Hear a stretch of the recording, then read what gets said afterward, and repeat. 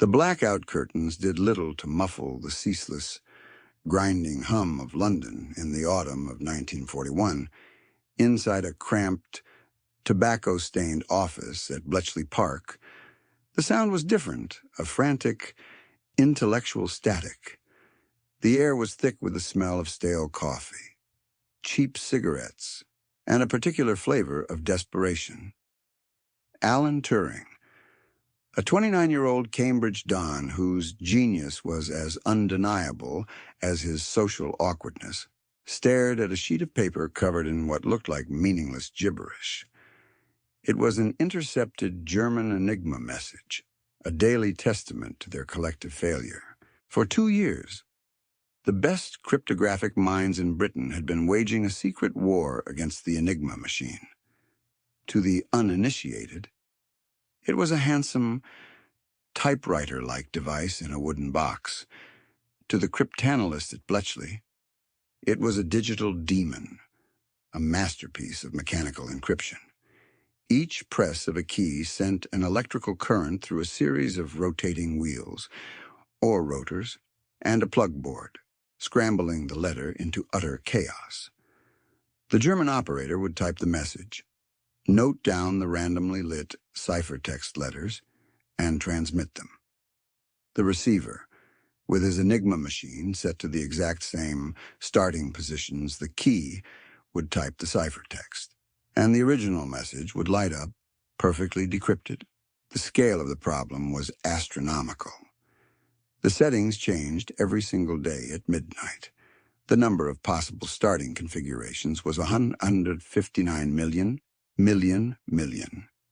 It was a number so vast it was meaningless to the human brain. Finding the day's key by brute force was less likely than finding a specific grain of sand on every beach on Earth. The Germans, with ruthless efficiency, believed it was unbreakable. And for the most part, they were right. Turing and his team were not without their victories.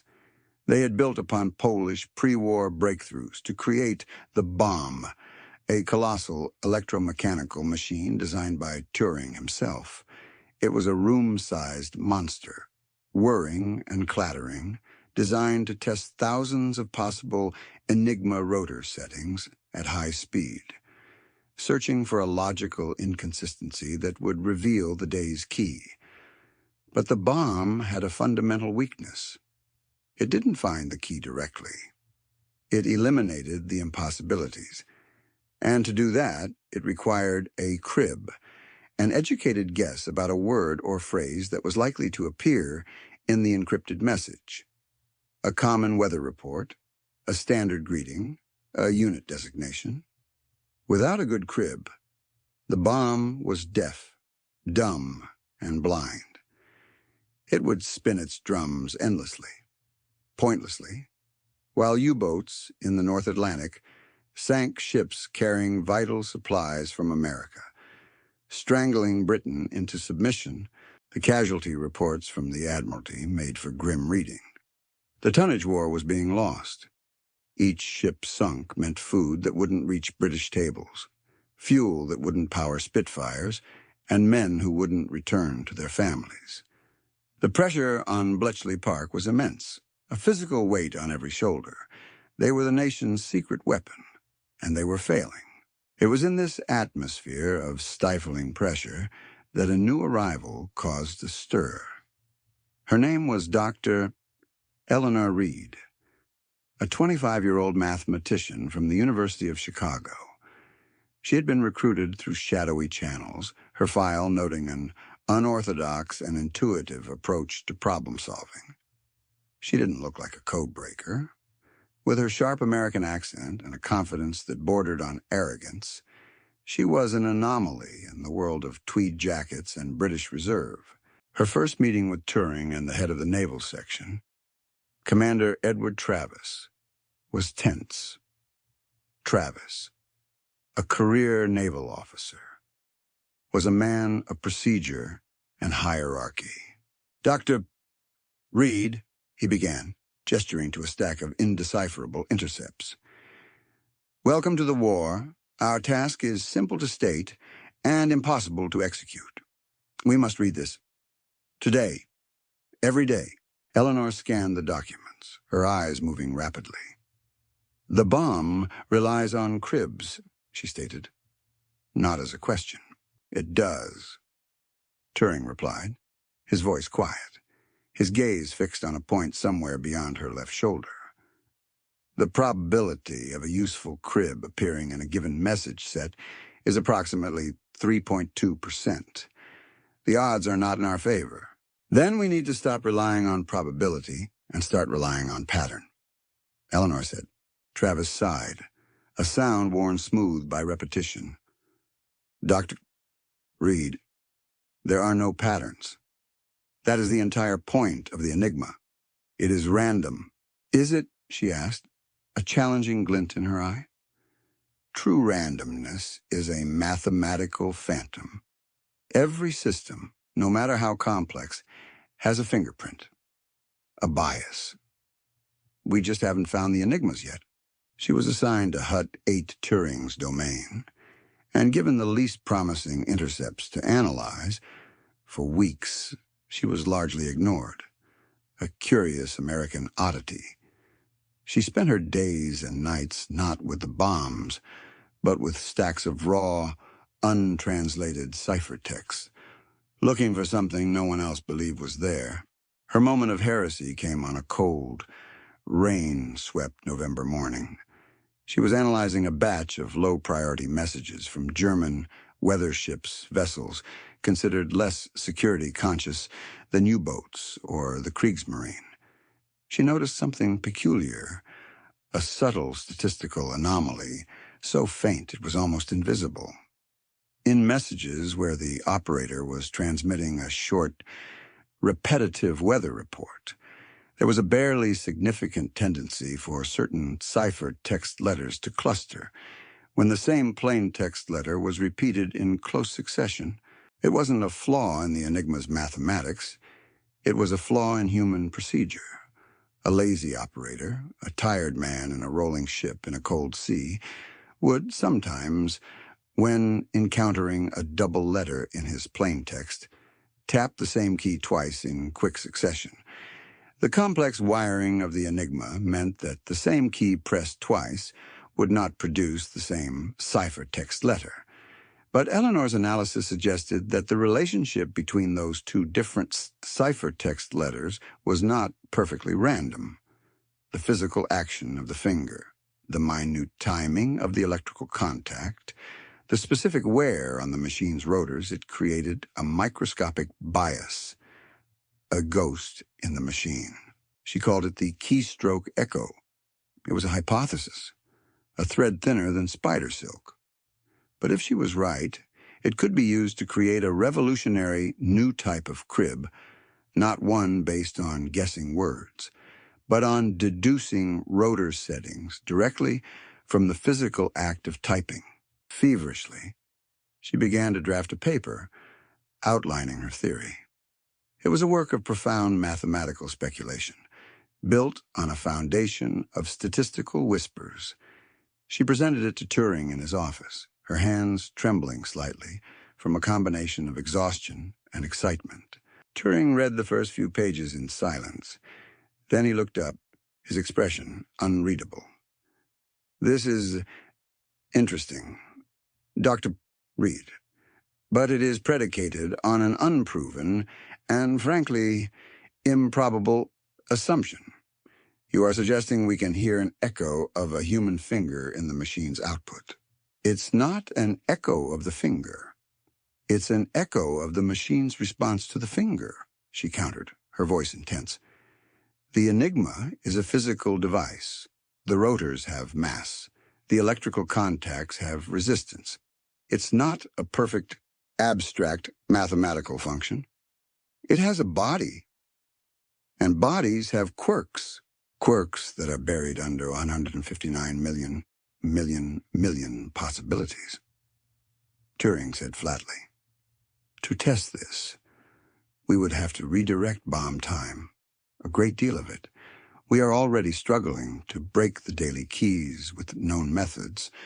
To chase this phantom would be to abandon ships to the U-boats. It is an unacceptable risk. The word hung in the air, unacceptable. It was the verdict of the establishment. Her theory was dismissed as a fascinating but useless academic exercise. Commander Travis was more blunt. Dr.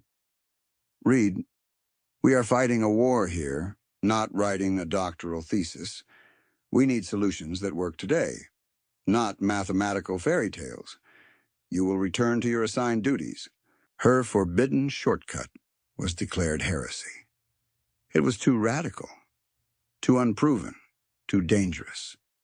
It challenged the fundamental assumptions of how the battle against Enigma was being fought. She was ordered to cease her research immediately. But as the December snows began to fall and the news from the Atlantic grew ever darker, Eleanor Reed looked at the mountains of unbroken traffic and made a decision. She would prove them wrong, or be burned for trying. The reprimand from Commander Travis was not just a professional setback, it was a cage. Eleanor Reed found herself effectively sidelined. Her access to the more sensitive, current traffic was restricted. She was given mundane tasks, cross-referencing old, already broken messages, filing endless streams of intercepts that were considered low priority. The message was clear her ideas were a distraction, a dangerous indulgence the war effort could not afford. But heresy, once born, is not so easily stifled. The Keystroke Echo theory became an obsession. In the dim, cold hours of the night, long after the day shift had departed Bletchley Park for their billeted lodgings, Eleanor remained. She worked by the weak glow of a single desk lamp, her breath misting in the unheated hut. Using the low-priority weather ship intercepts, she was still permitted to analyze. She began to build her case. It was painstaking, tedious work. She filled ledger after ledger with statistical correlations, creating vast tables that mapped ciphertext pairs against suspected rotor types and ring settings. She wasn't looking for words. She was looking for a mathematical ghost. Her theory posited that when an operator quickly typed a double letter, like LL in wetter or SS in messaggio, the physical action, combined with the specific electrical pathway created at that exact rotor position, imposed a subtle but non-random relationship between the two resulting ciphertext letters. It wasn't a code. It was a fingerprint of the machine's internal state at a specific moment in time. Her only ally, albeit a reluctant and skeptical one, was Peter Caldwell, a young, brilliant Cambridge cryptographer who worked the night shift on the Bombe maintenance crew. He was a pragmatist, a man who trusted gears and relays over intuition. "You're wasting your time, Ellie," he'd say, wiping oil from his hands as he took a break from the clattering machines. "Turing's right. The signal-to-noise ratio is impossible. You're seeing patterns in the static. It's not static. Peter," she'd insist, pushing her ledgers toward him. "Look at this cluster. In messages we know came from the same model of Enigma machine. When we suspect a double-letter input, the frequency distribution of the ciphertext pairings deviates from the expected random distribution by 0.8%. It's small, but it's consistent. 0.8%. Peter scoffed, though his eyes lingered on her data. That could be anything. A statistical fluke, a quirk in the German transmission equipment. You're building a cathedral on a foundation of sand. But what if I'm not? She asked, her voice dropping, her American accent sharp against the damp English night. What if this is the foundation? We don't need a crib anymore. Peter, we can use this anomaly to narrow the search space for the bomb. Instead of testing millions of settings, we could test thousands. We could break a key in hours, not days. The stakes were raised dramatically in early December. A series of devastating U-boat wolfpack attacks had savaged convoy HG-76. The Admiralty's ultra-intelligence, derived from broken Enigma messages, had been too slow, too fragmented. The news filtered back to Bletchley not as statistics, but as names of sunken ships and lists of missing men. The mood in Hut 8 turned funereal. The weight of their failure was a physical presence. It was this palpable sense of crisis that finally pushed Eleanor to act. On December 14th, she intercepted a new batch of weather ship messages. One, in particular, caught her eye. It was short, repetitive, and from a ship whose traffic she had studied extensively. Using her burgeoning Echo model, she made a bold prediction. She believed she could deduce not the entire key, but the initial rotor settings and plugboard connections for this single, insignificant message.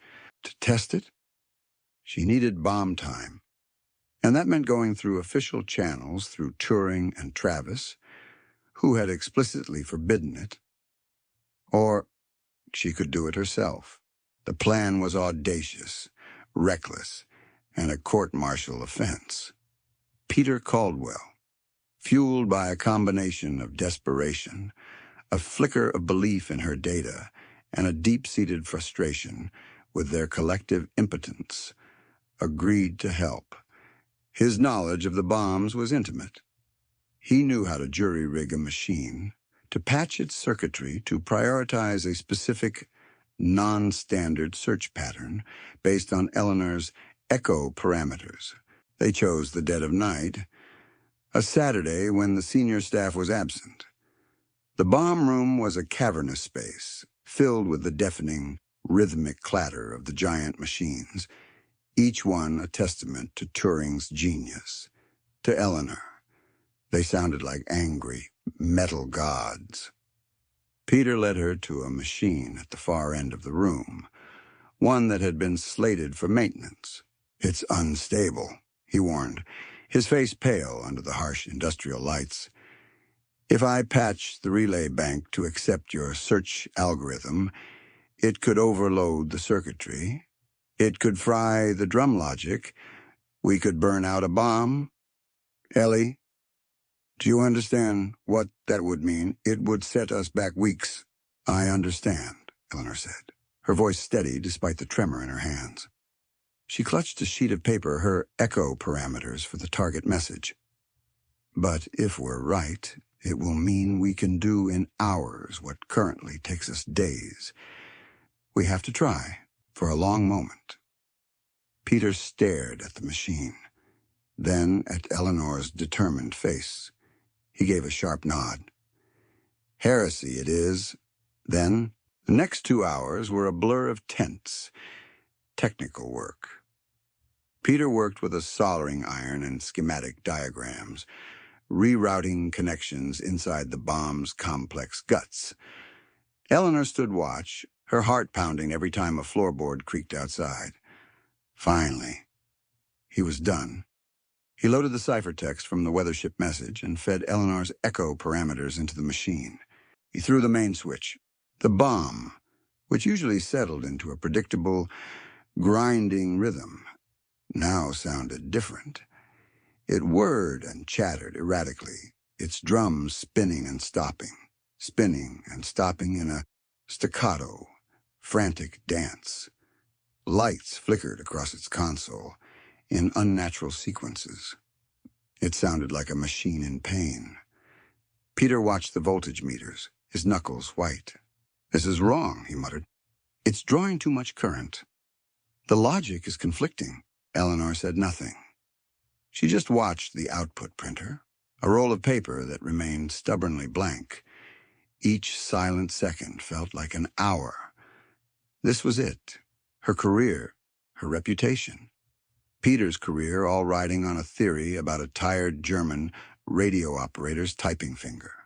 Then, with a sudden, sharp clunk, the bomb stopped. A single light on the console glowed a steady unwavering green. The printer whirred to life, chattering for a few seconds before falling silent. Hands trembling, Eleanor tore off the strip of paper. On it was not a full decryption, but a string of letters and numbers, a proposed rotor setting, and a partial plugboard configuration. It was a fragment. A piece of the key, working quickly now, ignoring the risk of discovery. They took this fragment and applied it to the ciphertext using a Typex machine, modified to mimic an Enigma. Eleanor typed in the encrypted message. She pressed the final key. The Typex clattered. And then it began to print out German clears, intelligible German. Wetterbericht. Position 5487 N, 10:12 W, Wind Nordwest, 6, bewölkt, Sicht gut. Weather report, position 5480 north, 10:12 west, wind northwest, 6, cloudy. Visibility good. It was a mundane, utterly trivial message. But to Eleanor and Peter, staring at it in the humming silence of the bomb room, it was a miracle. They had done it. They had broken a message not with a linguistic crib, but with a physical one. The forbidden shortcut worked. The triumph was immediately eclipsed by terror. The door to the bomb room swung open. Standing there, his face a mask of cold fury, was Commander Edward Travis. He had been working late. He had heard the anomalous sounds from the machine. He walked over slowly, his eyes moving from the modified bomb to Peter's guilty face, to the sheet of decrypted German in Eleanor's hand. He picked up the message, read it, and then looked at Eleanor, his expression unreadable. "Dr. Reed," he said, his voice dangerously quiet. "You have just committed a court-martial offense. You have jeopardized the entire Enigma decryption effort on a whim. Explain yourself." This was the moment of judgment. Her heresy was exposed. The walk to Commander Travis's office felt like a march to the gallows. The initial, electrifying joy of success had been extinguished by the cold water of Travis's fury. Peter Caldwell walked beside Eleanor, his face ashen, unable to meet her eyes.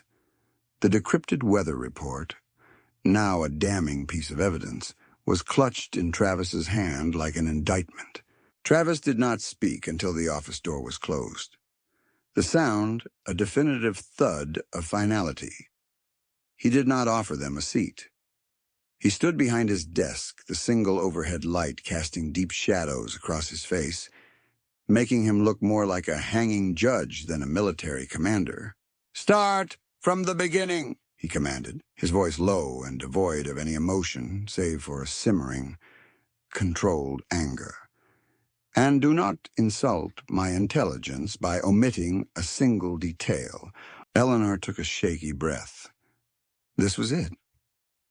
She had gambled everything, and now she had to defend her bet with her career, and possibly her freedom, on the line. She began to explain, forcing her voice to remain steady. She spoke of the statistical anomalies, the Keystroke Echo, the painstaking months of analysis on the low-priority intercepts.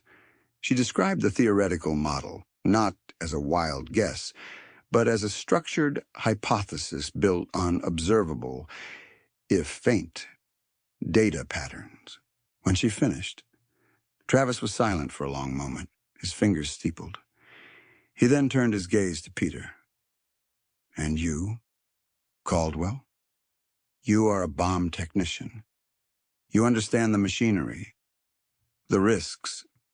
Explain to me why I should not have you both arrested for sabotage and gross insubordination." Peter swallowed hard. "Sir, the risk to the bomb was calculated. I monitored the power draw and the logic relays throughout the process. It was unstable, but it was contained. And, sir, it worked. We broke a message in under 3 hours, without a crib. The method, Dr. Reed's method, it works. It works, Travis repeated, the words dripping with sarcasm. You broke a single, simple weather report from a vessel known for lax signal security. You risked a machine that represents thousands of man-hours and a significant portion of our decryption capacity for a parlor trick. It's not a trick, Commander, Eleanor interjected, her fear now giving way to a spark of defiance. It's a new paradigm.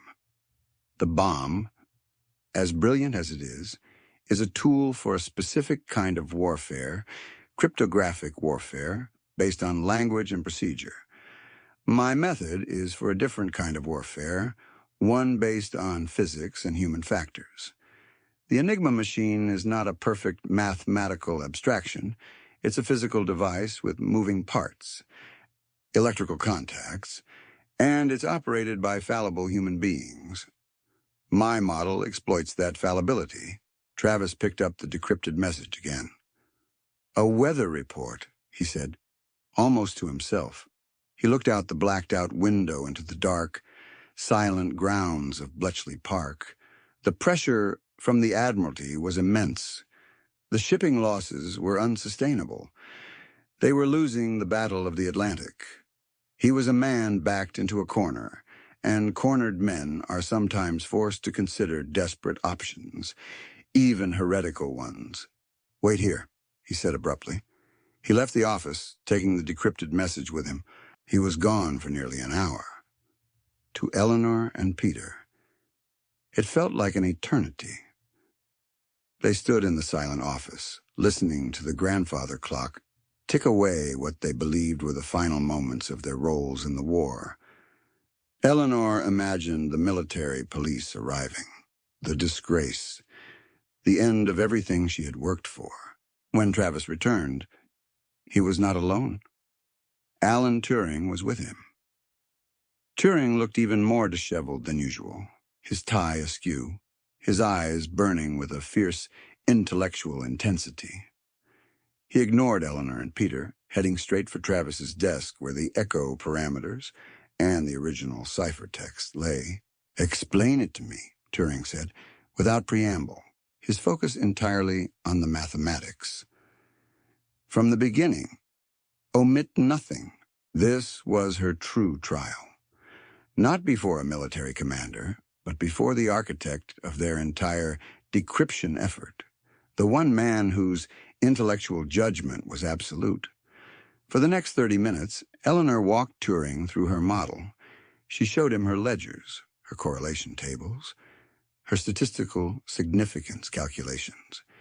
She explained the hypothesis of the physical echo, the wear on the rotors, the timing of the electrical contact. Turing asked no questions. He simply listened, his eyes scanning her data, his mind processing at a speed she could barely comprehend. When she finished, he leaned back in his chair, his gaze distant. It is inelegant, he said finally, the word hanging in the air like a verdict. Eleanor's heart sank. But then he continued. It relies on variables we have never before considered quantifiable. The friction of a rotor, the muscle memory of an operator. It is messy. He paused, and a flicker of something not admiration, but a profound intellectual curiosity crossed his face. But the underlying statistical principle is sound, if your data is correct, and the effect is reproducible, then you have not found a flaw in the Enigma cipher. You have found a flaw in the system. You are attacking the machine, not the code. He turned to Travis. She is correct. It is a different paradigm. The air in the room shifted. Travis looked from Turing's convinced face to Eleanor's hopeful one. The heresy was being sanctified by the high priest of Bletchley Park itself.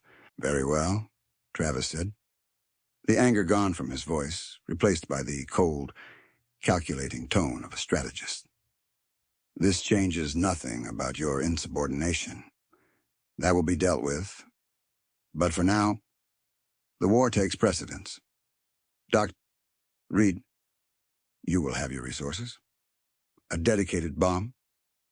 A small team. But you are on a short leash. You have 1 week. I want to see this echo method break a current. Operational Kriegsmarine message. Not a weather report. A U-boat signal. If you succeed, all is forgiven. If you fail, he didn't need to finish the sentence. The consequence was clear. They were dismissed. As they walked out of the office, shell-shocked and exhausted, Peter let out a long, shaky breath. My God, Ellie, he's giving you a chance. Eleanor nodded, but her mind was already racing ahead. The pressure was now greater than ever. She had been validated by Turing, but she had to deliver. The theoretical heresy now had to become a practical weapon. The fate of convoys and her own future depended on it. The real work was just beginning. The week that followed was a blur of frantic, focused activity. Eleanor Reed was given a small, sequestered section of Hut 8, a team of 3 junior mathematicians, and, true to Travis's word, a single, dedicated bomb machine. It was not a vote of full confidence, but a controlled experiment. They were the Echo section, an island of heresy within the orthodox citadel of Bletchley Park. The skepticism from the rest of the Codebreakers was palpable. They were the subjects of sidelong glances and whispered conversations in the canteen. Reed's folly, some called it, Alan Turing. While convinced of the theory's mathematical plausibility, remained a detached observer. He provided consultation, but made it clear the operational success or failure rested solely on Eleanor's shoulders. Peter Caldwell was permanently assigned to her team. His intimate knowledge of the bomb's mechanics, now officially channeled into modifying and tuning the machine to run the complex, non-standard echo search algorithms. The target was a series of recent, unbroken signals from U-boat wolfpack, Puma, known to be operating with devastating effect against convoy on 154 in the mid-Atlantic.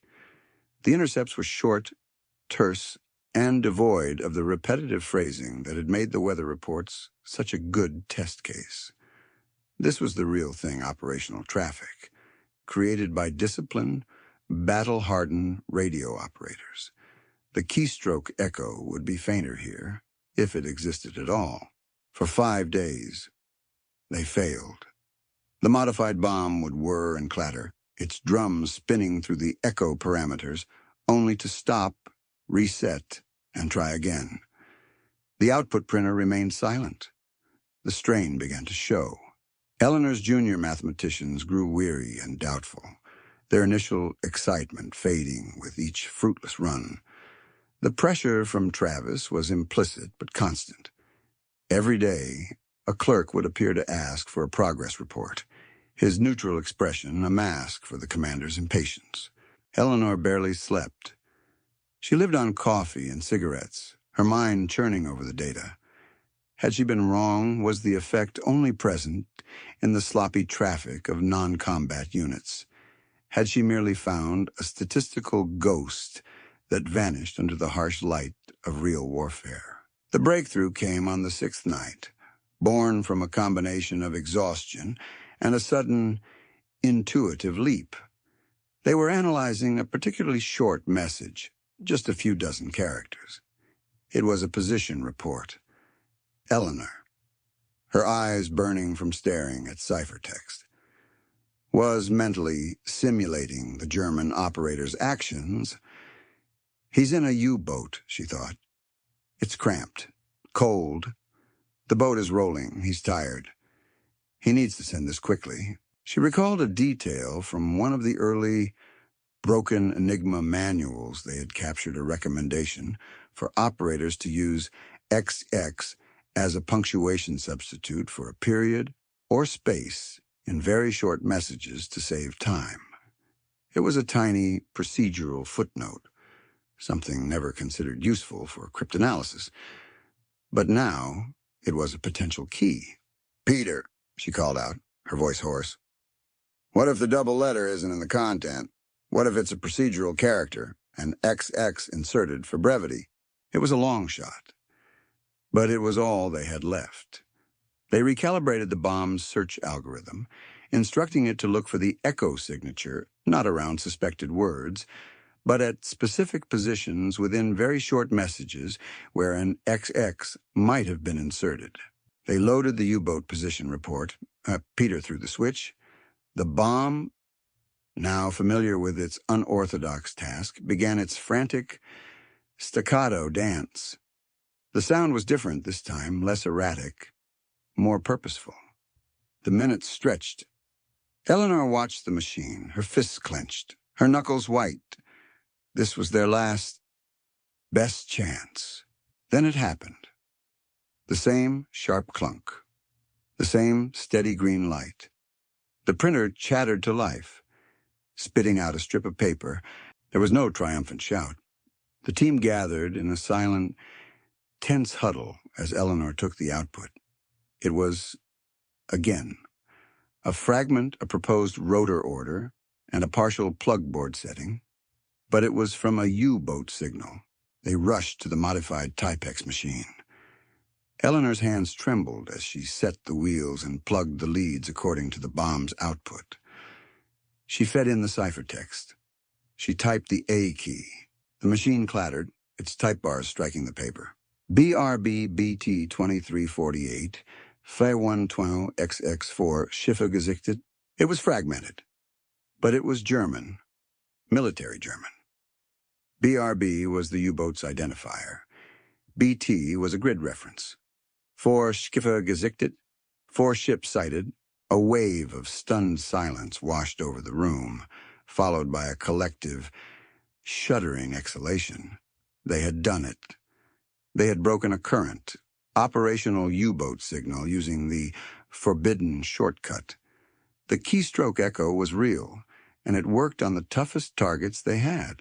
The news spread through Hut 8 like an electric current. The sidelong glances turned to looks of astonishment. Within an hour, Commander Travis and Alan Turing were in their section. Travis read the decrypted fragment, his face impassive, but a light of grim satisfaction in his eyes. Turing immediately took the Bombe output and the original ciphertext, retreating to a corner to verify the mathematics himself. "Can you do it again?" Travis asked Eleanor, his voice quiet but intense. "We can, sir," she said, her voice firm for the first time in a week. "The model is valid. It gives us a direct path to the rotor settings. We can break these keys in a fraction of the time." Turing looked up from his calculations. "She is correct. Commander, the implications are profound."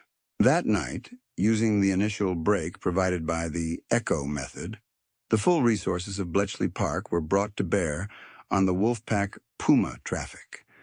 The initial rotor settings provided by Eleanor's team acted as a master key, allowing the traditional bombs to find the remaining plug board connections with blinding speed. For the first time, they were reading U-boat command signals in near real time. The intelligence was rushed to the Admiralty's submarine tracking room. The positions, courses, and intentions of wolfpack Puma were laid bare. Evasion orders were transmitted to convoy on 154. The U-boats, expecting easy pickings, found empty ocean. The wolfpack was scattered and neutralized without a single merchant ship being lost. The Heresy had not just been proven, it had triumphed. Eleanor Reed's forbidden shortcut had just saved countless lives and thousands of tons of vital cargo. The method, once dismissed as a fairy tale, was now being integrated into the core of Bletchley's decryption process. But the ultimate test of its power and the final act of its dramatic story was yet to come. The success against wolfpack Puma was not an isolated event. It was the dam-breaking, the Keystroke Echo method, now formally designated as Procedure R, the R quietly acknowledged to stand for Reed, was integrated into the daily decryption workflow at Bletchley Park. It did not replace the Bombe or the brilliant work of Turing and others. It supercharged them. The Echo provided the critical initial rotor settings that had previously been the greatest bottleneck, turning a search that could take days into one that often took mere hours. The impact on the Battle of the Atlantic was swift and decisive. The U-boat happy time, the period of devastating Allied shipping losses, was drawing to a close. Convoy routes, informed by near real-time ultra-intelligence derived from broken Enigma messages, became shifting, unpredictable mazes for the German wolfpacks. U-boats would arrive at coordinated hunting grounds only to find empty sea, their fuel and supplies dwindling. The tonnage war, which Germany had been winning, was now turning irrevocably against them. Admiral Karl Dönitz, the mastermind of the U-boat campaign, would later note in his memoirs his bewilderment at the Allies' seemingly prescient ability to evade his submarines, a mystery he attributed to improved Allied radar. He never knew the true reason was a mathematical heresy born in a cold English hut. For Eleanor Reed, the victory was bittersweet. The official recognition was muted, buried under layers of supreme secrecy. There was no medal, no public commendation. Commander Travis's promised dealing with her insubordination manifested as a stern, formal reprimand placed in a file that would remain classified for 50 years, a bureaucratic slap on the wrist that was also an implicit pardon. Her standing, however, was transformed. She was no longer an unorthodox American oddity, but a respected, if still somewhat feared, intellectual force. Turing treated her as a peer, their conversations a rapid-fire exchange of complex ideas that few others could follow. But the war moved on, and with it, the cryptographic battle. The Germans introduced new, more complex Enigma machines with additional rotors and more secure procedures, forcing Bletchley to adapt constantly. The Keystroke Echo remained a vital tool, but it was part of a larger, ever-evolving arsenal. Eleanor continued her work. Her mind now turned to the next generation of cipher machines and the dawn of electronic computing that Turing was pioneering. The true legacy of her forbidden shortcut was not just in the ships saved or the battles won in the Atlantic. It was a fundamental shift in the philosophy of cryptanalysis. She had proven that no system was impervious, not because of a flaw in its mathematics, but because of its existence in the physical world and its operation by fallible humans. She had introduced the concept of a side-channel attack, exploiting information leaked by the physical implementation of a system, rather than the theoretical weakness of the system itself. This principle would become a cornerstone of modern cybersecurity, from defeating smart cards to protecting encrypted data from a power analysis. After the war, Eleanor returned to the United States. Like many Bletchley Park veterans, she was bound by the Official Secrets Act, sworn to silence about her war work. She took a professorship at MIT, where her pre-war reputation for unorthodox methods was now viewed as eccentric genius. She never spoke of the echo of the tense nights in Hut 8 or of the moment she stared down Commander Travis. To her students and colleagues, she was simply a brilliant, if somewhat enigmatic, mathematician. It was only decades later, in the 1990s, as the ultra-secret archives of Bletchley Park began to be opened, that her story slowly emerged. Historians, piecing together memos, technical reports, and fragmented diaries, uncovered the full extent of her contribution.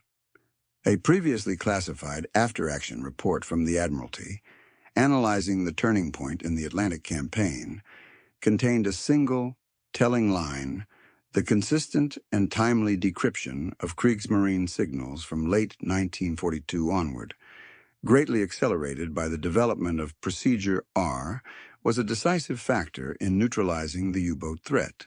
The story of Eleanor Reed is more than a tale of cryptographic triumph. It is a lesson in the power of challenging orthodoxy. In the face of overwhelming consensus, institutional inertia, and the immense pressure of a world at war, one individual's willingness to pursue a forbidden idea, to listen for a whisper of a signal in a storm of noise, changed the course of history.